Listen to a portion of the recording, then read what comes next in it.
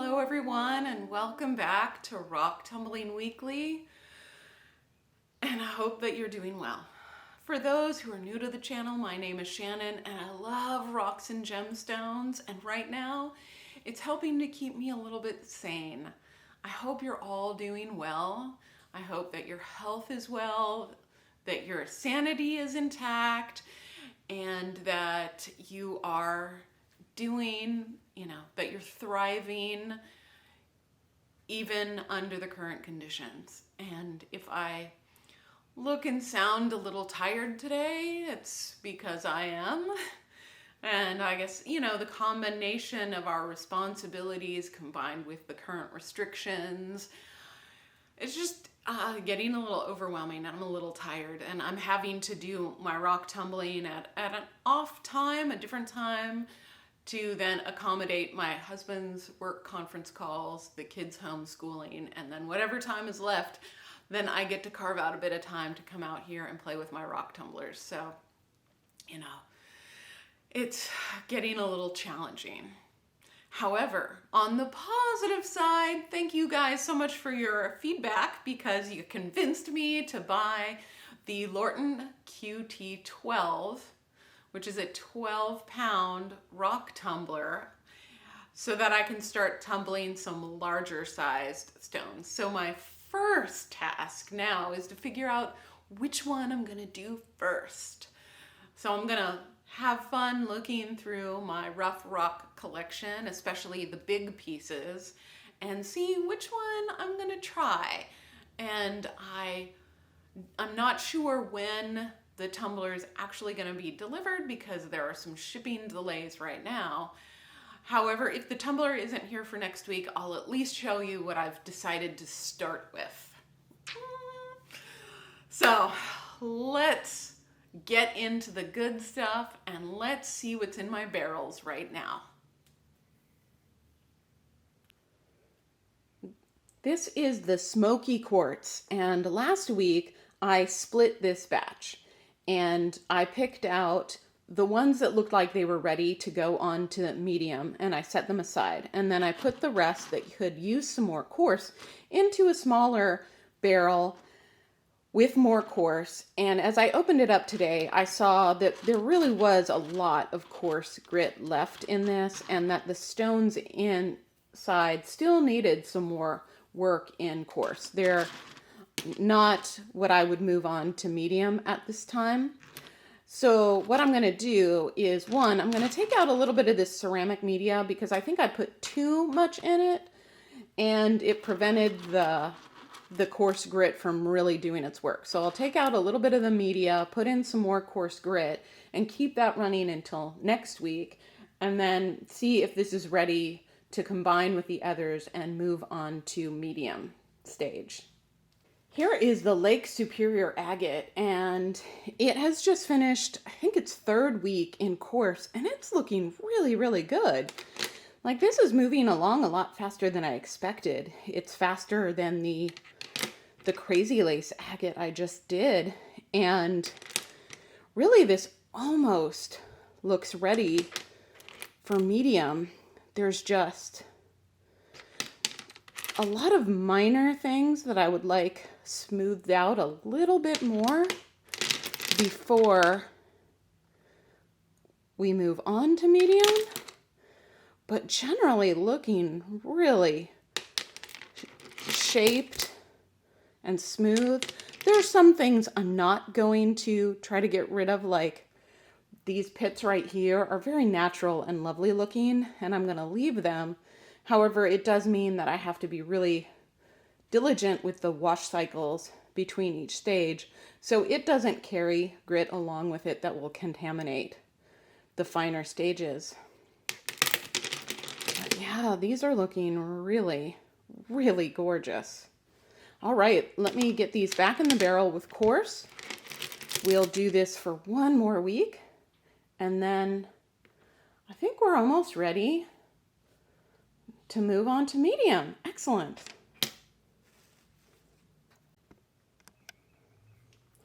For those newer to the hobby, if you've ever heard somebody refer to a barrel building up gases and needing to be burped, then this is an example of that. You see where the bottom has really like bubbled out. Now this has actually never happened to me before. I was really surprised when I saw it today. This is with the tree agate.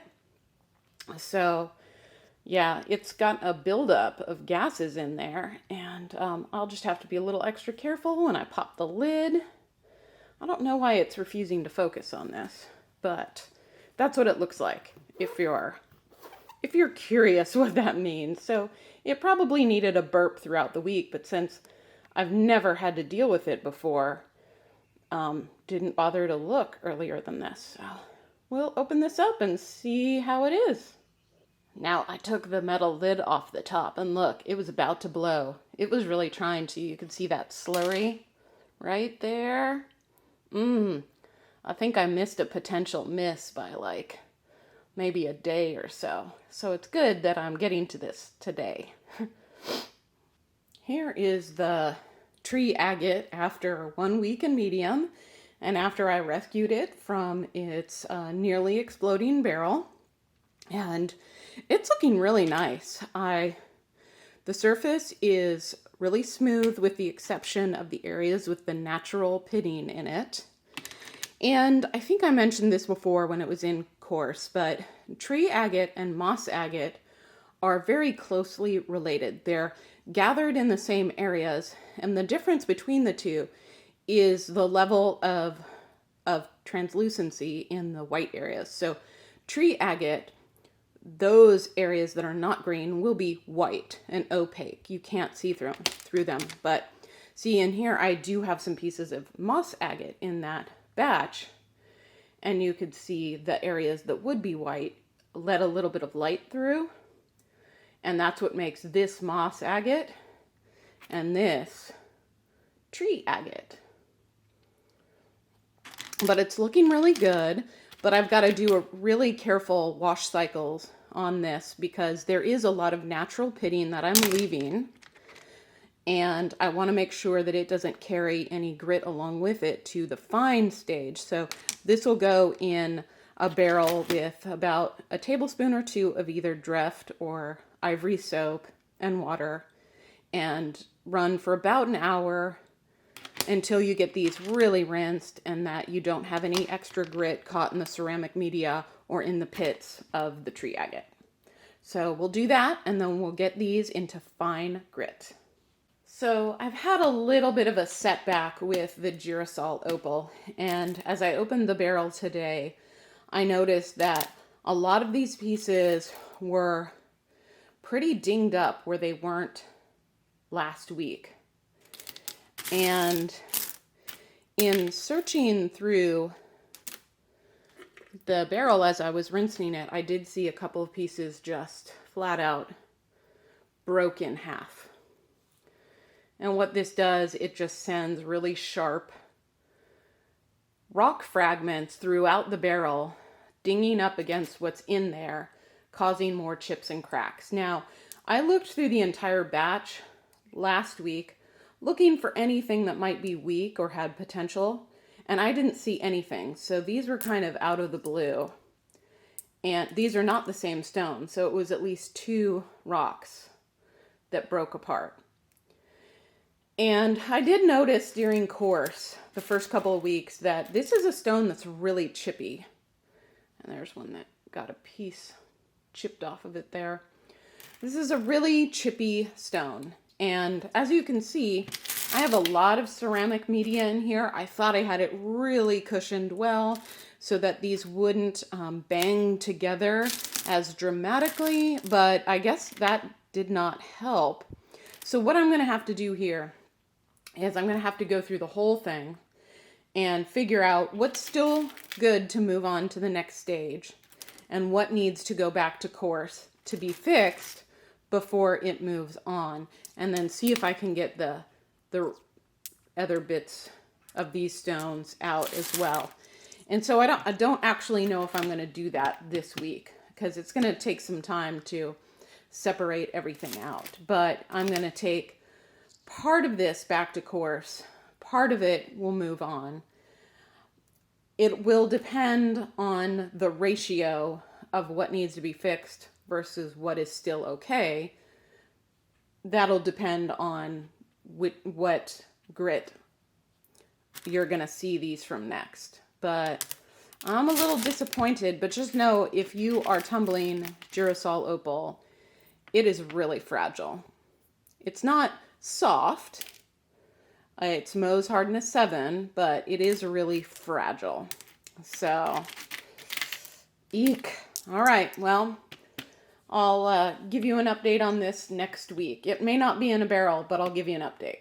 So, here is the Lavic sighting Jasper. And as I opened this up, I saw that there was a lot of the medium grit that still hadn't been used up. So I'm just going to keep this in its slurry, and I think it could benefit from another week in medium. I don't have any specific reason, but, you know, why not? However, this was the barrel that was right next to the inflated tree agate, so it may have affected its rate, its speed of tumbling, and that's why the grit wasn't used up as much. But so about the contest, I just don't know that I'm going to be able to submit any of this, because it seems the more I tumble, the more I seem to start getting some undercutting. You see here, come on, focus. So the more it tumbles, it's starting to undercut on some of these stones. So these were some of the ones that I thought were pretty good last week, and now they're starting to crack. They had minor, tiny bit last week when I decided to move these on to medium, and they're getting worse. So I don't know that I have any stones in here that are really worthy of submission. I mean, I'll keep going and try, but I'm going to put a little bit more medium grit in this and just keep it running for another week. And then I'll rinse it out and take a look at it again next week. And I'll put this beside a different barrel, not the tree agate this time. All right, we'll get a little bit more medium grit in here and see it again next week. So today we're going to do something a little bit different, and I'm going to be starting a batch of rocks that I'm going to tumble with my son. And we are starting with a green Aventurine. Why do you think I picked this stone? Because it's green. Yeah, is that your favorite color? Yep. What do you think about it when you hold it? About prismarine. Oh, okay. But what do you think about this rough stone? This rough stone, it feels salty. It does. It feels rough. Mm-hmm. But it isn't sharp. Right. Good job. I decided to bring him in because he's been wanting to help me in the rock tumbling shop for quite a while. And since we are learning at home now with our stay-at-home issues, then I decided this would be a little bit of our science work, and we'd get to play with stones. So what we're going to do is we're going to put these in this barrel. Can you help me with that? Okay. So this is going to be our family barrel. And we're going to put coarse grit in this and some water. And we're going to put this on the tumbler for a week. And the next Wednesday, we get to come back and take a look at it and see its transformation. Are you excited? Yay! Okay. All right, now we're going to put in our grit. And for this 3-pound barrel, we're going to need 3 ounces of coarse grit. Okay, can I try it? Can I try Here, some? hold on. Well, no, you're going to tell me when it's 3 ounces. You mean this has to be free? It's got to say 3.0. Is it close? Yeah. Yay! All right, then You add water. All right. Now it's ready to put on the tumbler. We'll see it next week. Whew. I'm getting warm. The temperature's rising in Texas, but it was an interesting week. Not every batch turned out like I had hoped.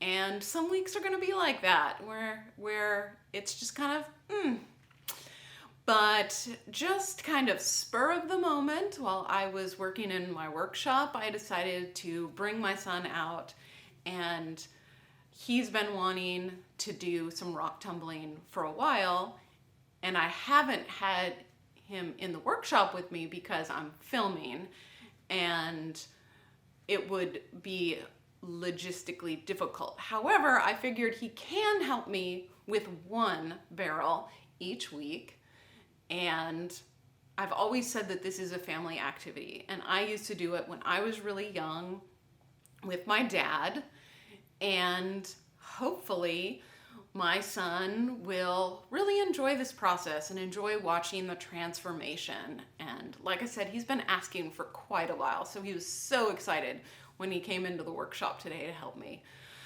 So I hope everyone is doing well. I hope that my barrels are in better shape next week.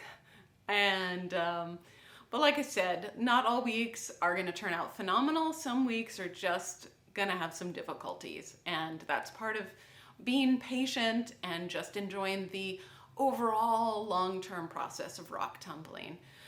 So if you are looking for a new hobby to try, then make sure to check out my Rock Tumbling 101 online course. The description is in the link below. And in my community tab, I asked how people are having fun right now during the self-quarantine. And a couple of people mentioned that they started rock tumbling, and they got the rocks and they got the supplies, and they're starting it up while they have to stay at home. And that's really exciting. So for those of you who are starting a new hobby, I hope you have a lot of fun. And for those who are continuing your hobby, I'm hoping that this is giving you some joy and pleasure during this time when we have to stay at home a lot. So wishing you all well, and I'll see you again next week.